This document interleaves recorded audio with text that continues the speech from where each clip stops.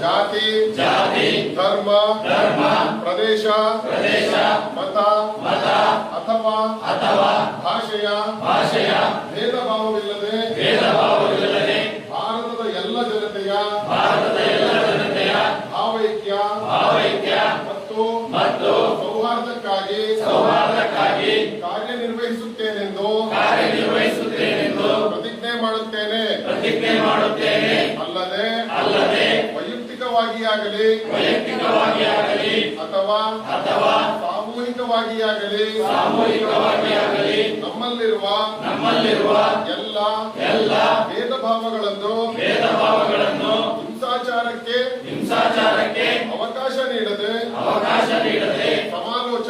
ಸಮಾಲೋಚನೆ ಹಾಗೂ ಸಂವಿಧಾನಾತ್ಮಕ ಕ್ರಮಗಳ ಮೂಲಕ ಪರಿಹರಿಸುತ್ತೇವೆಂದು ಪ್ರತಿಜ್ಞೆ ಮಾಡುತ್ತೇನೆ.